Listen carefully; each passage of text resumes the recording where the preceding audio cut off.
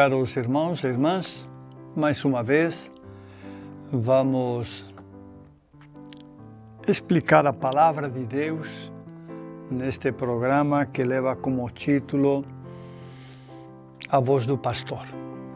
Queremos, pois, refletir o Antigo Testamento, o Novo Testamento, a leitura do Novo Testamento e o Evangelho. E, ao mesmo tempo, no final também teremos algum tempinho para dar algumas notícias em nível de diocese. Tá? Então vamos começar com a leitura do primeiro livro dos Reis, do Antigo Testamento. Naqueles dias, Elias entrou deserto adentro e caminhou o dia todo. Sentou-se finalmente debaixo de um junípero e pediu para si a morte, dizendo: Agora basta, Senhor, tira a minha vida, pois não sou melhor do que meus pais. E, deitando-se no chão, adormeceu à sombra do junípero. De repente, um anjo tocou-o e disse: Levanta-te e come. Ele abriu os olhos e viu junto à sua cabeça um pão assado debaixo da cinza e um jarro de água. Comeu, bebeu e tornou a dormir. Mas o anjo do Senhor veio pela segunda vez, tocou-o e disse: Levanta-te e come. Ainda tens um caminho longo a percorrer. Elias levantou-se, comeu e bebeu, e com a força desse alimento andou 40 dias e 40 noites, até chegar ao Monte Horebe, o monte de Deus. Palavra do Senhor. Graças a Deus. Neste texto do primeiro livro dos Reis, vemos as dificuldades do profeta. Elias, um grande profeta, mas até os grandes profetas também têm as suas dificuldades. Até os grandes homens também enfrentam as dificuldades. E precisamente são grandes homens porque sabem enfrentar as dificuldades. Pois bem, Elias se adentrou no deserto. Qual é a intenção de Elias? Na verdade, Elias tinha sido jurado de morte pela mulher do rei de Israel. Ele falara contra a mulher, declarando a palavra de Deus, e a mulher o jurou de morte. Elias está então correndo nessa situação e não encontrou melhor lugar que se adentrar no deserto, onde não existe nada, onde a aridez é total, a secura também, e onde só poderia encontrar a morte.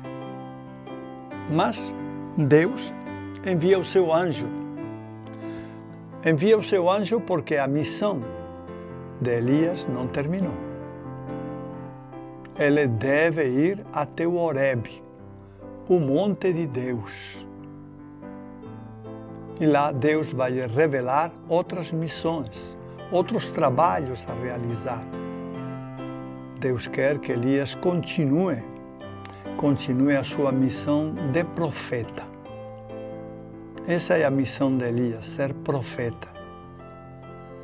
E como muitas vezes acontece, o profeta nem é bem interpretado e muitas vezes as pessoas não gostam daquilo que ele diz. E por isso é mal visto. E foi o que aconteceu com Elias. Elias não só foi mal visto, sino que corria risco de vida, já que se a mulher do rei o pegasse, Jezabel se chamava a mulher do rei. Se Jezabel o pegasse, o profeta seria morto. E é por isso que ele foge, mas não foge de Deus. Foge da rainha, mas não foge de Deus. Deus quer que ele continue a ser profeta. Deus quer que ele continue realmente a proclamar a palavra de Deus. Deus não quer que ele se cale. Por isso, haverá outros momentos em que Elias, um grande profeta, vai também proclamar a palavra de Deus. Voltará a Israel para continuar a sua missão. Sem medo, com coragem, ele vai voltar, mesmo sabendo o risco de vida que ele corre, ele vai voltar a proclamar a palavra de Deus, porque a palavra de Deus deve ser proclamada, porque o povo tem que ouvir a palavra de Deus. E este é Elias, o grande profeta. Como vocês podem ver, também os grandes profetas têm seus momentos de fraqueza. Ele pediu a Deus a morte. Deitado embaixo do junípero, ele pediu que Deus enviasse para ele a morte. Não era melhor do que seus pais. Mas Deus não quis. Deus tinha outras missões preparadas para ele e não quis que ele simplesmente morresse lá.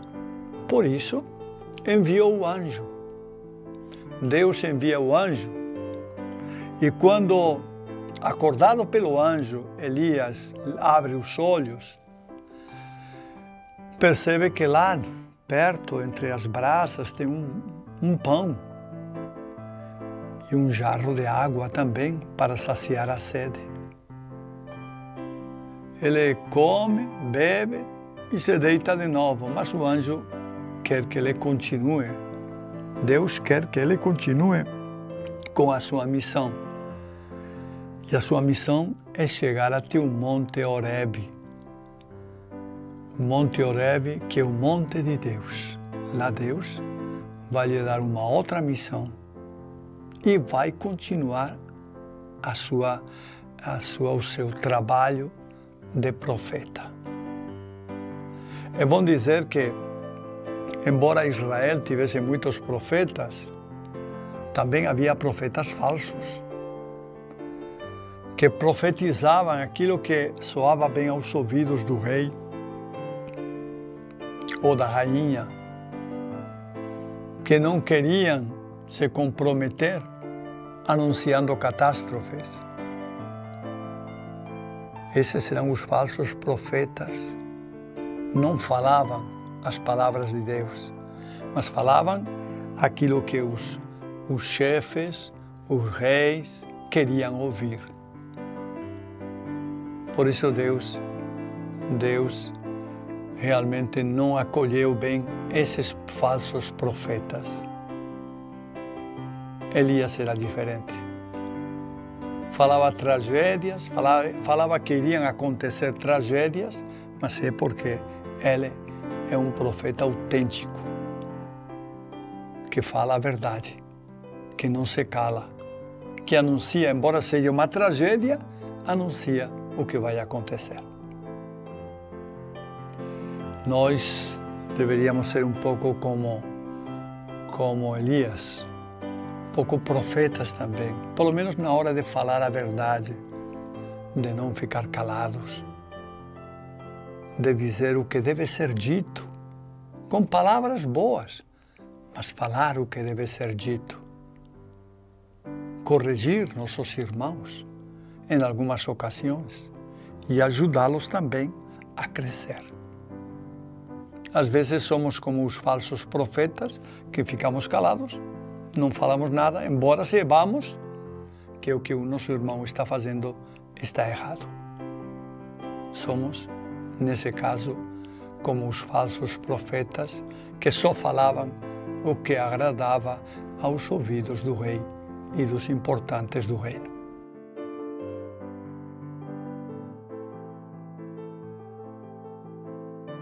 Vamos ver agora a segunda leitura. Ela é de São Paulo. É a carta de São Paulo aos Efésios. Os Efésios, os habitantes de Éfeso, na Grécia, são um povo que São Paulo tinha afeição por estas pessoas, porque era uma pequena comunidade que tentava viver o amor e a fraternidade. Digo tentava porque nem sempre conseguia, porque apesar disso, e não devemos nos estranhar, apesar de que do próprio São Paulo, que estava lá os corrigindo e incentivando, muitas vezes os efésios falavam mal dos outros, faziam mal às pessoas, enganavam, etc, etc. Tudo aquilo que não deveria ser feito. Para eles, então, São Paulo dirige a sua palavra. Escutemos com atenção.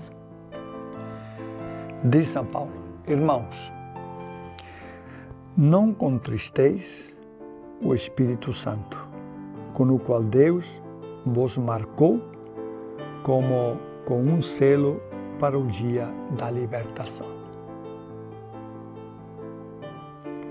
Toda a amargura, irritação, cólera, gritaria, injúrias, tudo isso deve desaparecer do meio de vós. Como toda espécie de maldade. Sede bons uns para com os outros, sede compassivos, perdoai-vos mutuamente, como Deus vos perdoou por meio de Cristo. Sede imitadores de Deus, como o filho que Ele ama, como filhos que Ele ama. Vivei no amor com Cristo, como Cristo nos amou e se entregou a si mesmo, a Deus por nós, em oblação e sacrifício de suave odor. Palavra do Senhor. Estes são os conselhos, meus irmãos, que São Paulo dirige, pois, aos Efésios. Conselhos para viver a fraternidade, para viver em paz uns com os outros, para se tratarem bem, se tratarem em amizade, para, enfim, que não existam raivas, cóleras, irritação, amargura e gritaria e outras muitas coisas na comunidade. Mas a comunidade viva na paz, viva em paz. A comunidade tem que aprender a viver a paz. A paz é um dos sinais da presença de Deus na comunidade. Recordem isto, meus irmãos. A paz é um dos sinais. Onde não há paz, Deus não está. Onde há paz, o próprio Cristo está no meio de nós. E é isto que São Paulo recomenda aos habitantes de Éfeso. Éfeso era uma cidade da parte da Ásia, né? Bem próxima do Mar Menor, né? E uma cidade que era comercial, né? Tinha movimento comercial, tinha bastante movimento, e que vivia uma certa prosperidade. No meio desta cidade, pois, estava o pequeno grupo dos cristãos tentando viver a fé em Cristo Jesus e as exigências da fé que são indicadas aqui pelo próprio Paulo. É preciso viver a paz. É preciso evitar toda a gritaria, aqui diz cólera, injúrias, irritação, amargura, etc, etc, para viver a paz. Porque todas estas coisas, irritação, cólera, gritaria, injúria, são sinais de que não existe paz. A comunidade que vive estas coisas é porque não tem paz. Não tem paz em si mesma. A paz está longe e é necessário buscá-la. E como é que a gente busca a paz? procurando Cristo Jesus. Ele é o verdadeiro agente da paz. Procurando Cristo Jesus, nós certamente vamos ter paz. Esta é a mensagem, pois, do Novo Testamento, mensagem de São Paulo aos Efésios, que procurem a paz. É uma mensagem para que, deixando tudo aquilo que não é de Deus, procurem as coisas de Deus, procurem a paz, porque a paz, sim, de verdade, é de Deus.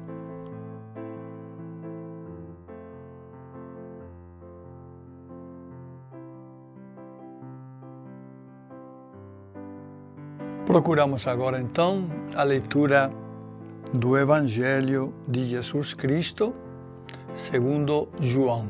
João vai continuar falando sobre o pão da vida, que é Cristo Jesus. Escutemos, pois, com atenção esta palavra de Deus. Naquele tempo, os judeus começaram a murmurar a respeito de Jesus, porque havia dito: eu sou o pão que desceu do céu. Eles comentavam: não é este Jesus, o filho de José? Não conhecemos seu pai e sua mãe? Como pode então dizer que desceu do céu? Jesus respondeu: não murmureis entre vós. Ninguém pode vir a mim se o Pai que me enviou não o atrai. E eu o ressuscitarei no último dia. Está escrito nos profetas: todos serão discípulos de Deus. Ora, todo aquele que escuta o Pai e por ele foi instruído, vem a mim. Não que alguém já tenha visto o Pai, só aquele que vem de junto de Deus viu o Pai. Em verdade vos digo, quem crê possui a vida eterna. Eu sou o pão da vida. Os vossos pais comeram o maná no deserto e, no entanto, morreram. Eis aqui o pão que desce do céu. Quem dele comer nunca morrerá. Eu sou o pão vivo descido do céu. Quem comer deste pão viverá eternamente. E o pão que eu darei é a minha carne, dada para a vida do mundo. Palavra da salvação, glória a vós, Senhor. Neste domingo, dia 8 de agosto, continuamos refletindo sobre o tema do pão do céu. O pão. O pão. Pão, sinal da vida.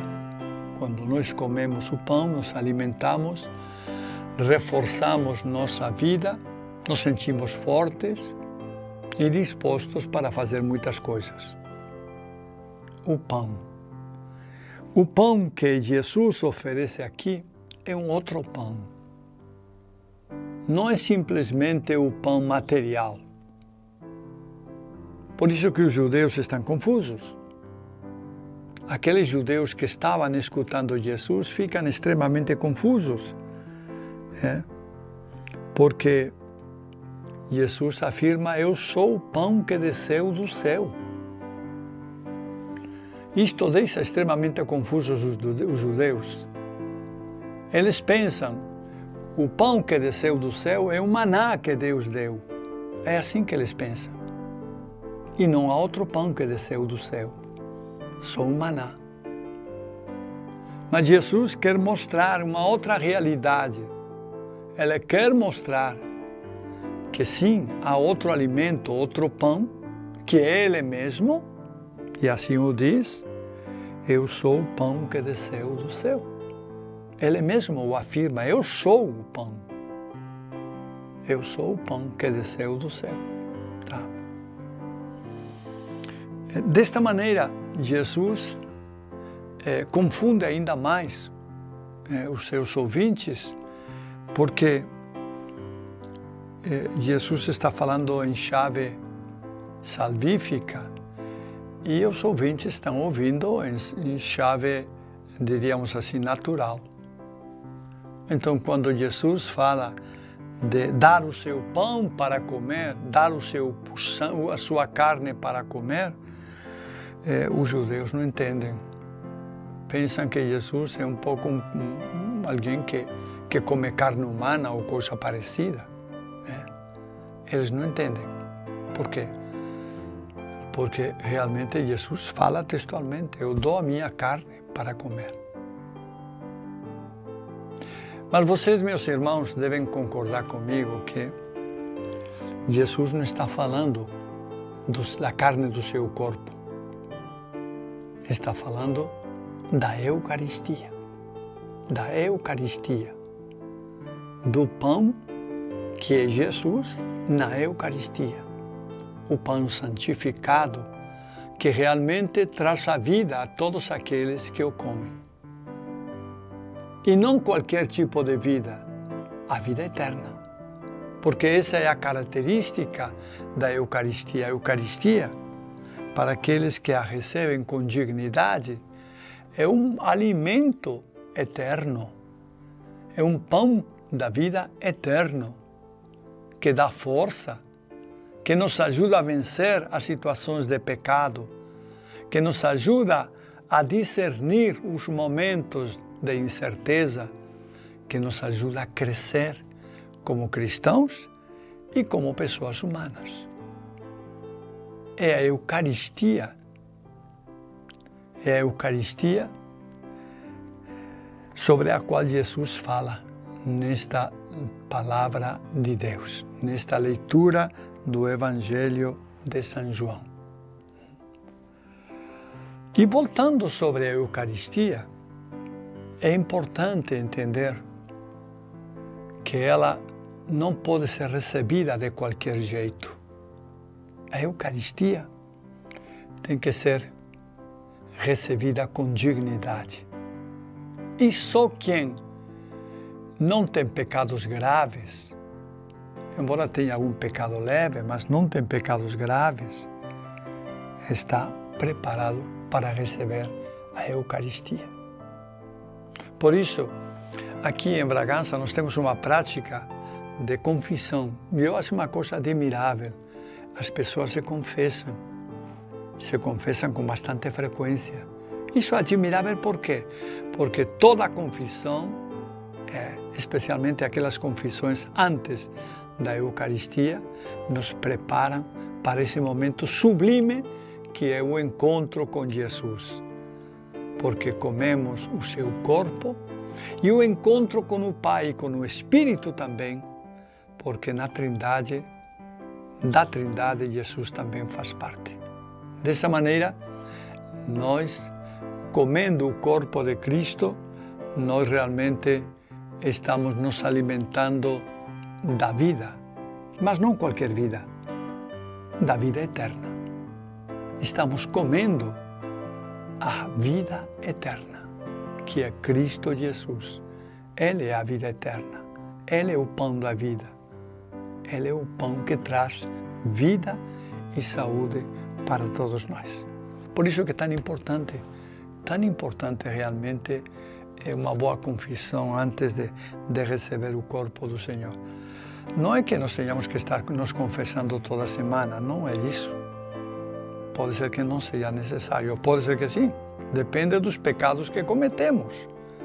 Porque se toda semana estamos pecando, é claro que toda semana temos que nos confessar. E aqui falo de pecados graves, não falo de pecados veniais, por exemplo, qualquer pecados pequenos, pecados graves. Se cometemos pecados graves, é claro que nós devemos nos confessar para estarmos preparados para receber o pão da vida, que é o próprio Cristo Jesus. Eu dou a minha carne, diz Jesus num outro texto. eu dou a minha carne. E é isso. Jesus nos dá o seu corpo, que é carne, para que nos alimentemos e para que dessa maneira a vida que nele existe passe também para nós. E esta vida é a vida eterna.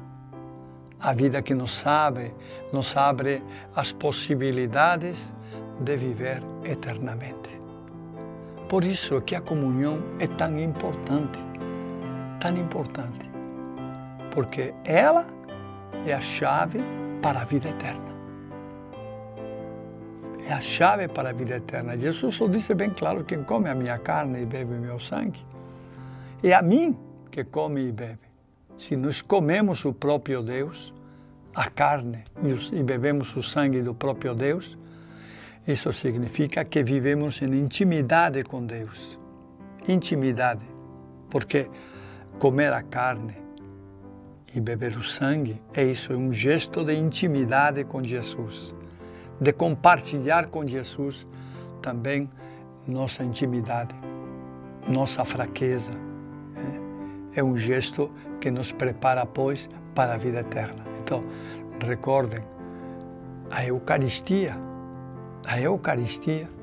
é a Eucaristia da vida eterna. É uma graça maravilhosa que Deus nos concede, poder comungar.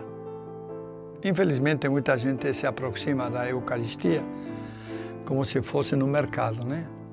Estão oferecendo lá qualquer coisa, então eu vou lá para pegar. Mas não é assim.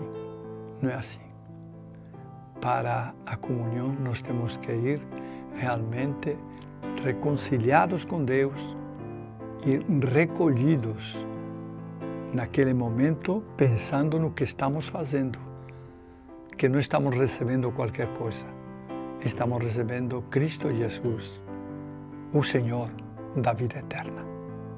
É Ele que nós recebemos na Eucaristia.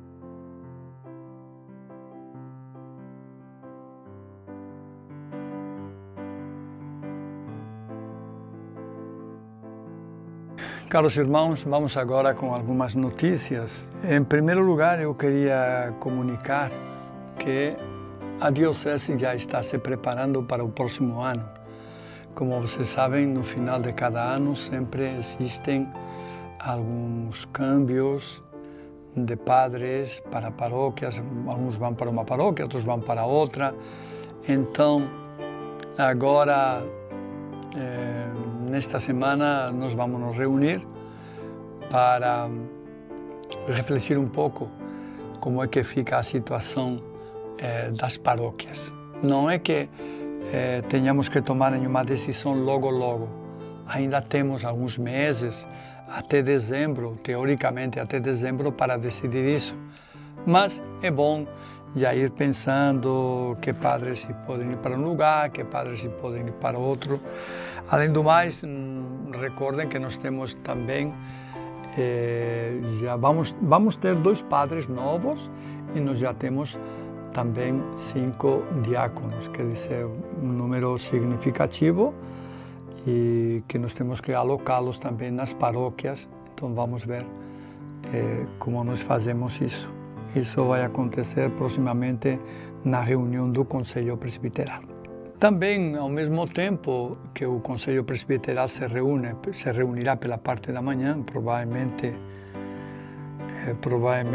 nesta semana. Também o Conselho Pastoral se reunirá pela parte da tarde, nesse mesmo dia. Ainda não está marcado, mas nesse mesmo dia. Também para refletir um pouco as questões pastorais. Como que está indo a questão pastoral dentro da diocese, que aspectos devemos salientar, ou que outras coisas devemos deixar de lado, enfim, um pouco ver a questão pastoral. No fundo de tudo isto, é bom recordar que nós temos para 2023 um sínodo. O tema do sínodo vai ser sinodalidade, um tema que deve ser explicado melhor para entender o que isto significa, né? Mas que quer dizer mais ou menos o seguinte: quer dizer que a igreja se abre ao Espírito Santo para que o Espírito Santo marque as pautas, os caminhos por onde quer conduzir a sua igreja. Então, aí ao amparo do sínodo, nós devemos ter também uma outra reunião, uma assembleia que está marcada para o final do ano, uma assembleia pastoral, a nível do norte, da região norte do Brasil, para também continuar refletindo alguns aspectos de nossa pastoral. Quer dizer, o que quero expressar com isto é que, tanto a nível regional, como a nível nacional, como a nível também diocesano, nós já estamos buscando meios para revitalizar a pastoral, para começar a trabalhar, porque durante estes meses ficamos muito parados por causa da pandemia. Então esperamos que a partir de agora as coisas realmente melhorem. No dia 14 de agosto, teremos ordenações sacerdotais. Teremos 2 diáconos, tá? Aleuto Júnior e José Ricardo, que vão ser ordenados sacerdotes. Os 2, Aleuto e José Ricardo. O local será aqui em Bragança. Já foi designado o Corolão, chamado Corolão, né? Como local da ordenação, tá? É a quadra de esportes das Irmãs, e o horário será 17 horas, já no finzinho da tarde.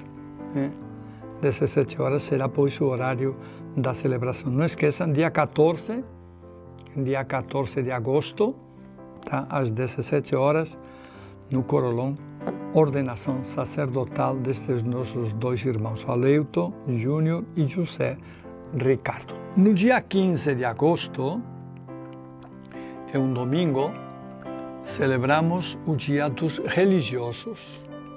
O Dia dos Religiosos.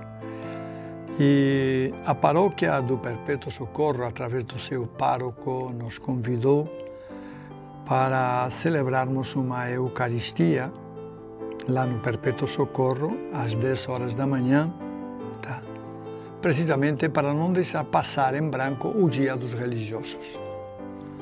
Não sei se vocês recordam, mas durante o mês de agosto nós celebramos alguns dias. Nós celebramos o dia do sacerdote, dos religiosos, das religiosas também, dos leigos, tá? Vamos celebrando aquelas vocações que são próprias da igreja. Pois bem, o dia dos religiosos, que é o dia, precisamente o dia 14, não, o dia 14 não, perdão, o dia 15 de agosto, às 10 horas da manhã, então teremos essa missa na paróquia do Perpétuo Socorro. 10 horas da manhã, não esqueçam.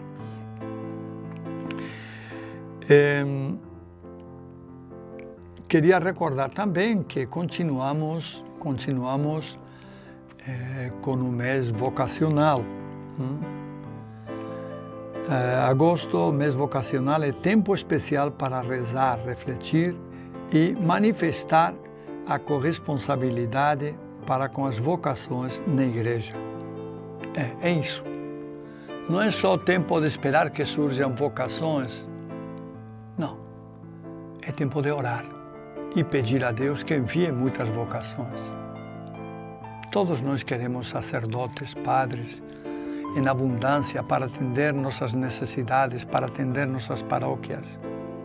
Mas os sacerdotes, além de ter uma formação muito longa e em alguns casos bem difícil, além disso, os sacerdotes realmente são poucos. E tem, além disso, tem o fato de que ainda às vezes alguns desistem quase em cima da hora, tá? Por isso é preciso continuar orando e pedindo a Deus que envie muitos sacerdotes para a Amazônia, em concreto, que envie sacerdotes para a nossa diocese de Bragança. Eu sempre digo que a diocese de Bragança é privilegiada enquanto a vocações. A diocese sempre teve muita vocação. Muitos jovens entraram no seminário, alguns se formaram. Mas é verdade também que a diocese teve muitas desistências. Muitos daqueles que entraram, ou quando padres, ou antes de serem ordenados, desistiram da caminhada. Por isso, neste mês de maio, nós temos que orar e pedir a Deus que nos envie santas vocações. Vocações de homens e mulheres também, que a vocação religiosa também está implicada em tudo isto. Vocações de homens e mulheres que realmente queiram servir ao Senhor, dispostos a entregar a própria vida. E não adianta ser padre se não estamos dispostos a trabalhar por isso, a entregar a própria vida, a sacrificar-nos por sermos padres. Senão vamos ser uns padres burgueses que não servem para nada, a não ser para pensar em si mesmos. E não é isso que nós queremos. Nós queremos sacerdotes realmente entregues, capazes de pegar essas estradas que nós temos aqui, tá? Esses rios que nós temos aqui, se embrenhar por aí e levar a palavra de Deus às nossas comunidades, que são muitas.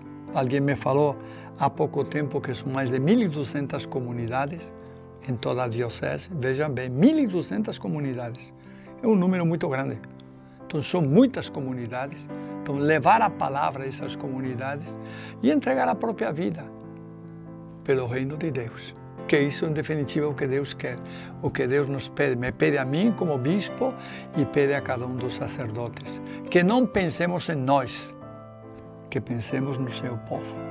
Então, neste sentido, eu pediria para vocês que orem pelos sacerdotes e, em concreto, neste mês de agosto, orem muito para que tenhamos bons sacerdotes, santos sacerdotes, dispostos a entregar a vida pelo reino de Deus. Falando do mês vocacional, também eu estava esquecendo e não queria deixar de falar sobre isso.